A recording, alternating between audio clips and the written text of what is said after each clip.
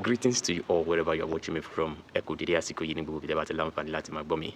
Lákọ̀ọ́kọ́ tó bá fẹ́ dàbí everybody, ó gbọ́dọ̀ máa ronú bí everybody. Èmi ò ní fa fídíò yìí, mi ò ní fa já, kò ní pẹ́ jù. Ṣáájú kí tó tẹnu bọ ọ̀rọ̀, kí tó tẹnu bọ ọ̀rọ̀ èyí tí mo fẹ́ pẹ̀kẹ́ lò. Ẹ sáré wo fídíò yìí. Let's look at this. Put God first. Ọlọ́run ló ju gbogbo nǹkan lọ, lẹ́yìn Ọlọ́run àfọlọ́run. G-O-D. Tipẹ́ tí mo ti sánlé o, àbínáàtì ìrajà mi sáré o, sáré o, sáré o. Kí lẹ̀ ń sá fún? Mi ò sá àti lani, kí la wáyé fún tàbá lè ṣe dáadáa. Mo kàn burú pé ibi tí mò ń lọ ni mò ń lọ, kò dẹ̀ sí nǹkan kan tẹ́nibọ́dí lè sọ fún mi. Kíkàn dúpẹ́ fọlọ́run nítorí pé ọ̀pọ̀lọpọ̀ díẹ̀ la ó fi fún nínú díẹ̀ yẹn Ọlọ́run tí wàá kà mí mọ́ lóyà ọtí. Ọlọ́run ní nífẹ̀ẹ́ ọmọlàkejì rẹ, àmọ́ má nífẹ̀ẹ́ ọmọlàkejì rẹ ju ara rẹ lọ. So even if I love you so much, tí mo fẹ́ràn ẹ gan, tí love ẹ tó bá ti ń jẹ́ kí èmi má feel good mọ́, ṣó ti yẹ. That's enough. Àkọọ́lẹ̀ ẹ̀dá ti wà, a ti kọ bí ẹ̀dá ṣe máa rìn ìrìn ayé ẹ̀, a ti kọ bí ẹ̀dá ṣe máa rìn, ẹ̀dá ló kàn ń sáré torí pé kò yí ẹ̀dá. Torí bá ṣe wà yìí kò sẹ́ni tó mọ̀ lára. Put God first. Ọlọ́run ló ju gbogbo nǹkan lọ, lẹ́yìn Ọlọ́run àfọlọ́run. G-O-D. Ètò ìfọ̀rọ̀wérọ̀ yìí láàrin Asake àti gbajúgbajà arábìnrin yìí jẹ́ ètò ìfọ̀rọ̀wérọ̀, jẹ́ interview kan tí ẹ̀dá ò gbọ́dọ̀ miss. Ó jẹ́ ohun tó ṣí ojú mi sí so many things. Ó jẹ́ ohun tó jẹ́ kí ọ̀pọ̀ èèyàn mọ irúfẹ́ ìrìn àjò tó ní kálukú rìn lókè erùpẹ̀.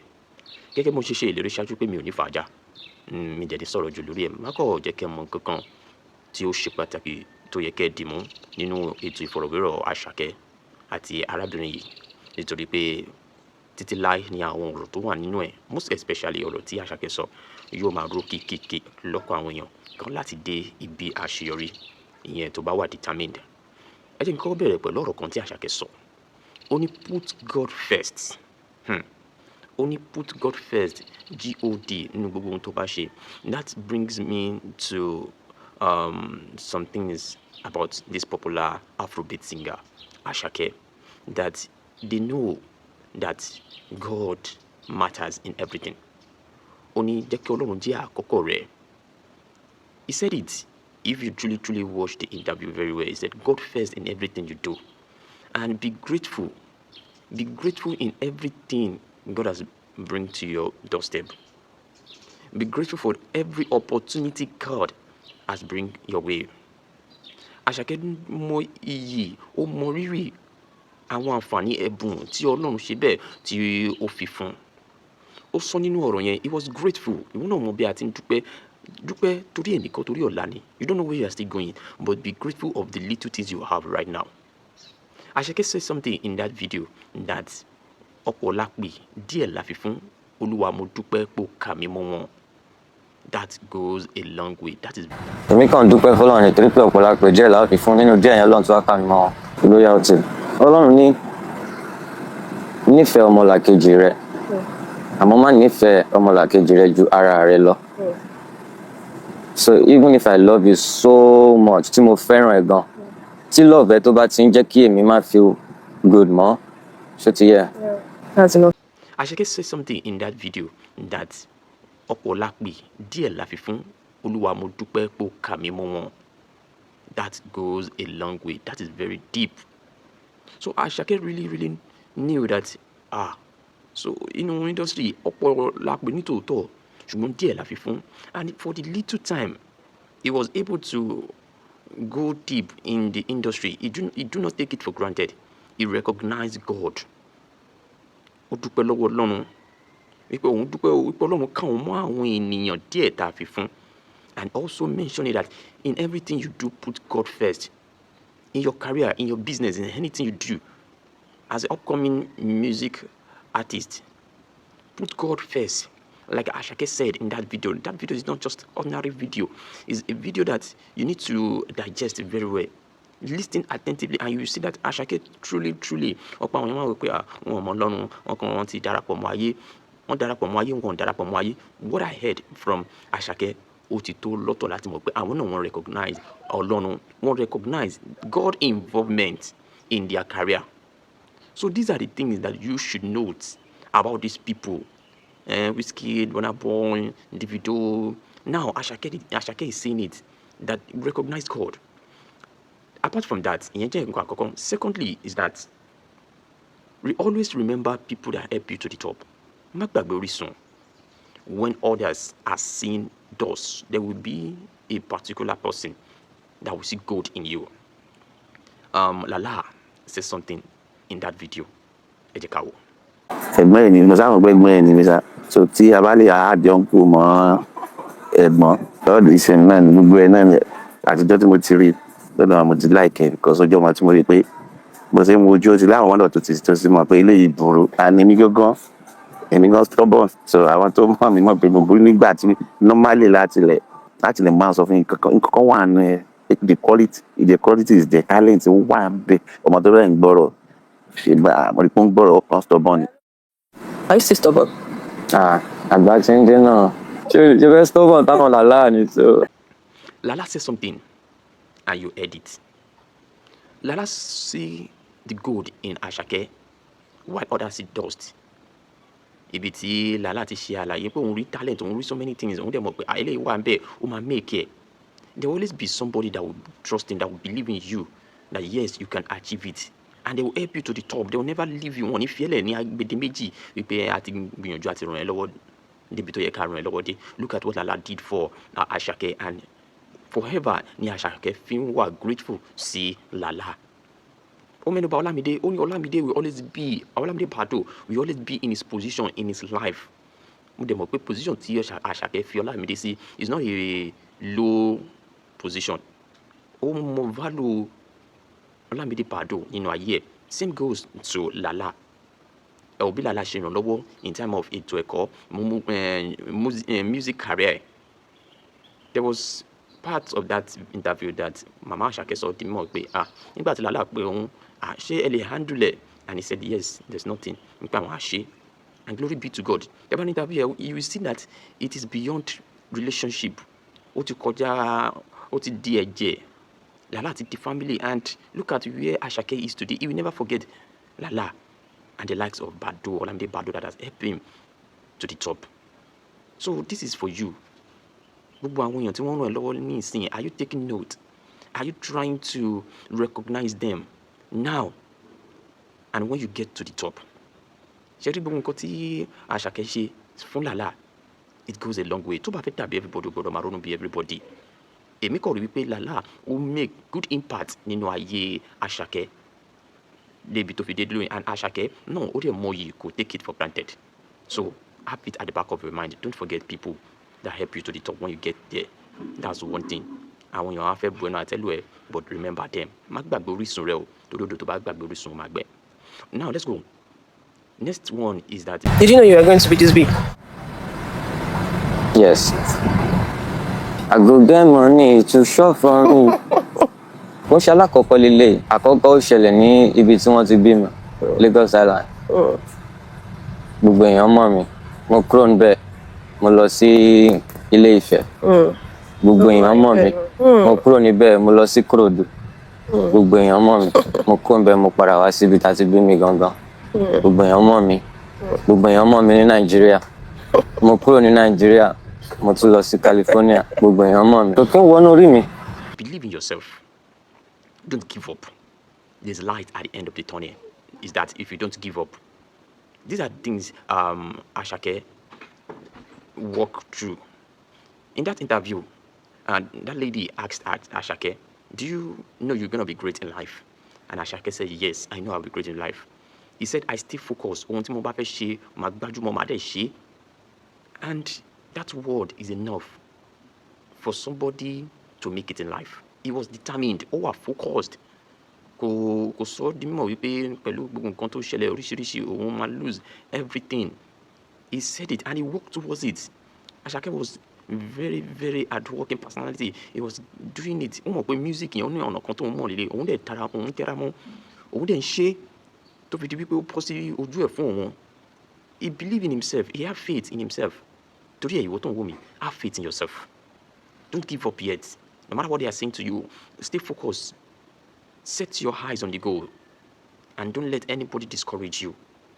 Look at what Asake did. Ẹ máa rí fọ́nrán yẹn dáadáa. Ẹ máa gbọ́ àwọn ọ̀rọ̀ yẹn. Èyí tí mi lè pick out. Ẹ máa rí. Láti bomi rin nǹkan tí mò ń sọ yìí, you understand what it means to get it to the top and what it requires to get to the top. Ìyẹn jẹ́ nípa yẹn. Asake, life is a blessing if you want to really make it in life pẹ̀lú gbogbo wọn tó lákọjá táwọn ọ̀rọ̀ tó sọ nínú fọ́nrán yẹn. Ẹ jẹ́ kí n lọ sọ́dọ̀ eléyìí kí n máa fi káàdì yẹn lẹ̀ nítorí ìjọba àsìkò. Àwọn òbí tó jẹ́ pé wọ́n kó àwọn èèyàn mọ́ra bọ́ wọn ò fi ọmọ wọn ṣeré, so wọn ò fi bẹ́ẹ̀ fún mi ní àyè púpọ̀ láti wà pẹ̀lú ọ̀pọ̀lọpọ̀ rẹ̀ torí pé ọmọ bí mo burú gan, tí bá jáde mo gbọ́dọ̀ tètè wọlé. Àwọn ọmọ mi dẹ̀ ládùúgbò ń gbà yẹn wọn kì í ṣe bẹ́ẹ̀ fún wọn, àwọn lè wà ń ta di alẹ́. Ó mọ̀ kí gbogbo nǹkan tí òbí bá ń kọ́ ọmọ nígbà tó wà ní kékeré á dàbí ìgbà tó bí ń fìyà jẹ ọmọ yẹn torí ibi tí mọ̀ ẹ́ dé nìyẹn. Àmọ́ tọ́mọ bá dàgbà tó bá débi tí àwọn òbí ò sí mọ́, tó débi tí ìyá ò sí, tí bàbá ò sí, àwọn nǹkan tó kọ́ yẹn ló máa dúró tì. Mo dúpẹ́ pé Ọlọ́run ṣe mí ní ẹni tí wọ́n kọ́ tó tún ara ẹ̀ kọ́. Òṣèré bàbá tó bí mi tàbí àṣẹ bàbá mẹ́ta. Ìyá Asake, both papa and mama, ìyá àti bàbá rẹ̀. Asake sọ pé ìyá òun ẹ̀bùn púpọ̀. Wọ́n ní tá bá bíyàn a máa ń túnra èèyàn bí ni. Wọ́n náà dúpẹ́ fún ìgbésí ayé àwọn òbí òun. Lẹ́nu ọjọ́ mẹ́ta yìí tó ń ra mọ́tò fún wọn. Ó wọ̀ tiẹ̀. Àwọn ìyá yẹn wọ̀ tiẹ̀, àwọn òbí ẹ̀ wọ̀ tiẹ̀ nígbà tó ra mọ́tò fún wọn. Àwa la ń sọ wípé mọ́tò tó rà fún wọn yàtọ̀tọ̀, kò ṣe ra nǹkan kan náà fún wọn.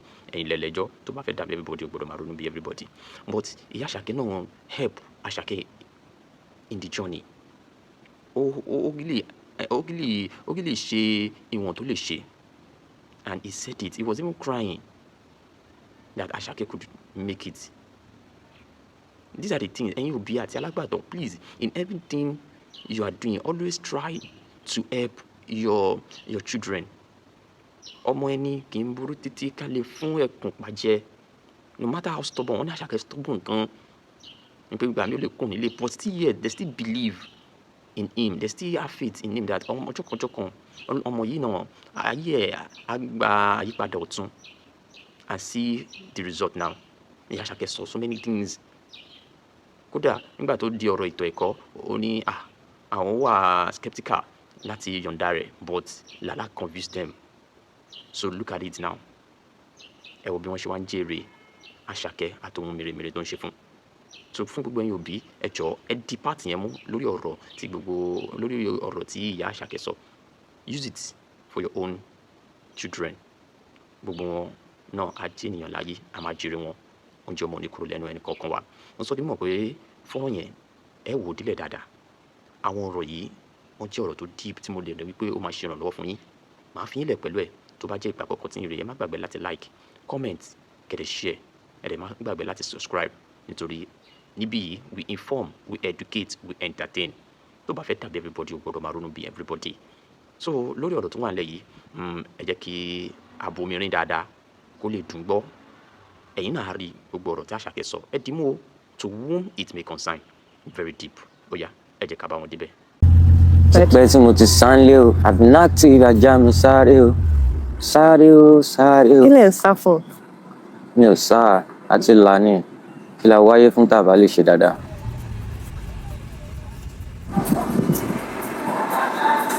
Are you Asake now? Ẹ̀gbọ́n ẹ̀ ni mo sábà gbọ́ ẹ̀gbọ́n ẹ̀ ni mi sá. So tí a bá lè àádọ́ ń kú mọ́ ẹ̀gbọ́n lọ́dọ̀ ìṣẹ̀lẹ̀ náà ní gbogbo ẹ̀ náà àtijọ́ tí mo ti rí lọ́dọ̀ àwọn mo ti láìkẹ́ because ọjọ́ ọmọ tí mo rí pé bó ṣe ń wojú ó ti láwọn ọmọdé tó ti mọ̀ pé eléyìí burú àní mi gángan èmi gan stubborn, so àwọn tó mọ̀ mí mọ̀ pé mo burú nígbà tí normally láti lẹ̀ máa sọ fún yín nǹkan wà nù ẹ̀ the quality is there, talent wà ń bẹ ọmọ tó rẹ̀ ń gbọ́rọ̀ ṣe bá àmọ́ ìpín gbọ́rọ̀ ọkàn stubborn. Are you still stubborn? Àgbà tí ń dé náà ṣé fẹ́ stubborn táwọn làlá ni, so àgbà tí ń dé ìyẹn ò ní kó tọ́ mi o, mo lè sáré fa jansen sí náà. Olúwa ṣàánú mi o. Wọ́n ló ń lọ yẹn o, yẹ mo rí wọn sìn ẹ pé yá mẹ.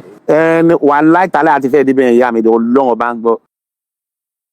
Mo ní àwọn òbí tó jẹ́ pé wọ́n kó àwọn èèyàn mọ́ra bọ́ wọn ò fi ọmọ wọn ṣeré so wọn ò fi bẹ́ẹ̀ fún mi ní àyè púpọ̀ láti wà pẹ̀lú ọ̀pọ̀lọpọ̀ rẹ̀ torí pé ọmọ bí mo burú gan tí bá jáde wọn mo gbọ́dọ̀ tètè wọlé àwọn ọmọ mi ìdẹ̀rẹ̀ ládùúgbò ń gba ẹ̀wọ̀n kì í ṣe bẹ́ẹ̀ fún wọn àwọn lè wà ń ta di alẹ́. Asake's parents may not have been the wealthiest of people, but their mentality was not poor. They knew the importance of protecting their child from the environment he was exposed to. However, this was one stubborn child, so he was going to find his way no matter how hard they tried to protect him. Only come bẹ́ẹ̀. o mọ̀ pé gbogbo nǹkan tí òbí bá ń kọ́ ọmọ nígbà tó wà ní kékeré á dàbí ìgbà tó bí ń fìyà jẹ ọmọ yẹn torí ibi tí mọ̀ ẹ́ dé nìyẹn àmọ́ tọ́mọ bá dàgbà tó bá débi tí àwọn òbí ẹ̀ ò sí mọ́ tó débi tí ìyá ò sí tí bàbá ò sí àwọn nǹkan tó kọ́ yẹn ló máa dúró tì mo dúpẹ́ pé Ọlọ́run ṣe mí ní ẹni tí wọ́n kọ́ tó tún ara ẹ̀ kọ́ òṣèré bàbá tó bí mi àtàbí àṣẹ bàbá mẹ́ta ó burú ju èmi lọ bàjẹ́ so mi kì í lè wojú ẹ̀ a close nígbà tí mo wà kékeré but ó tó time kan mo wá fẹ́ kúrò nílé lọ ṣe nǹkan tí mò ń ṣe yìí àmọ́ àwọn sọ pé rárá mo kàn mí fẹ́ tèmi ni mo kàn fà á ni. How old are you? 15. mo kàn burú pé ibi tí mò ń lọ ni mò ń lọ kò dẹ̀ sí nǹkan kan tẹ́nibọ́dí lè sọ fún mi. ìrìn àjò èèyàn lè dúró sójú kan ọlọ́run wá ṣe wá ní odò adágún ìgbà tó kú máa yá àkànṣe àrí pé wọ́n di ó ṣe àsàlámà lẹ́kùn. wọ́n parí wọn sáyé mi. àfàlà wàlẹ́. sáyé ṣe wọ́n parí jáde. Did you know you were going to be this big? Yes. I go get money to shop for me. Wọ́n ṣe alákọ̀ọ́kọ́ lélẹ̀ àkọ́kọ́ ó ṣẹlẹ̀ ní ibi tí wọ́n ti bí mi Lagos Island. Gbogbo èèyàn mọ̀ mi mo kúrò níbẹ̀ mo lọ sí Ilé Ifẹ̀. Gbogbo èèyàn mọ̀ mi mo kúrò níbẹ̀ mo lọ sí Kòròdú. Gbogbo èèyàn mọ̀ mi mo kúrò níbẹ̀ mo padà wá síbi tá a ti bí mi gangan. Gbogbo èèyàn mọ̀ mi gbogbo èèyàn mọ̀ mi ní Nàìjíríà. Mo kúrò ní Nàìjíríà mo tún lọ sí California gbogbo èèyàn mọ̀ mi. Kò kí ń wọnú orí mi. Ever. Èmi kàn dúpẹ́ fọlọ́run nítorí pé ọ̀pọ̀lọpọ̀ díẹ̀ láwọn fi fún nínú díẹ̀ yẹn Ọlọ́run tó wá kà mí mọ́ wọn lóyà ọtí. Ọlọ́run ní nífẹ̀ẹ́ ọmọlàkejì rẹ àmọ́ má nífẹ̀ẹ́ ọmọlàkejì rẹ ju ara rẹ lọ. So even if I love you so much tí mo fẹ́ràn ẹ gan tí love ẹ tó bá ti ń jẹ́ kí èmi má feel good mọ́ ṣó ti yẹ. That's enough. Ojoojúmọ́ ni mo máa ń rò ohùn mi gan because mi ò kí ń jáde. So how will you now meet your wife? Mo máa mọ̀ Ọlọ́run ni kò ń ṣe pé Ọlọ́run máa ń mú wá àkọọ́lẹ̀ ẹ̀dá ti wà a ti kọ bí ẹ̀dá ṣe máa rìn ayé a ti kọ bí ẹ̀dá ṣe máa rìn ẹ̀dá ló kàn ń sáré torí pé kò yí ẹ̀dá torí bá ṣe wà yìí kò sẹ́ni tó mọ̀ lára. Yes, no. I could be your wife tomorrow. Who knows? Sọ sókè dáadáa náà ṣé o fẹ́ ra pistol ni. It's my mic now. Sọ kí gbogbo ayé gbọ́ sọ nǹkan tó sọ. Ó bẹ̀rù. Ẹ̀rù bà mí. Ṣé kí n bẹ́ẹ̀ sọ? I'm not worried. Kí n gbé sínú mi. It's just for Èló ló you. máa fún mi. How much can I give? Because nǹkan tó sọ yìí ó deep gan.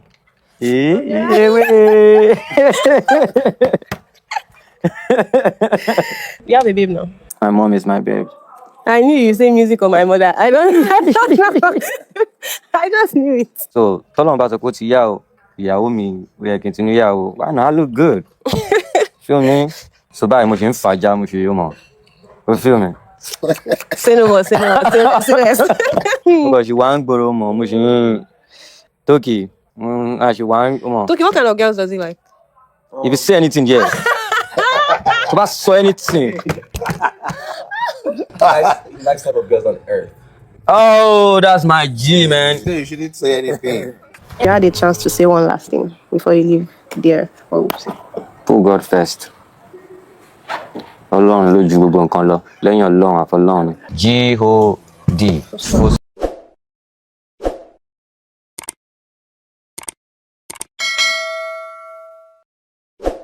ọ̀tẹ̀ ló ń jẹ́ ìlú ń pè ọ́ kò sẹ́ni tí ò lórúkọ tiẹ̀ àti wípé ọmọ kì í gọ̀ títí sẹ́ẹ̀ kó gbàgbé orúkọ ara rẹ̀. ààfin tèmi ò nílò ìdánimọ̀ lọ́jà tó bá dọ́jà báyìí wọ́n á mọ̀ pé ó dọ́jà ni èmi tí ń tòótọ́ Samuel Owóyẹmí fẹ́lẹ́fẹ́lẹ́ láyé lórúkọ mi fẹ́lẹ́ ní gbogbo ìyẹn mọ̀ mí sí èmi náà kọ́ Ọlọ́run ọba òkè ló fún mi ṣe ní gbogbo ìgbà.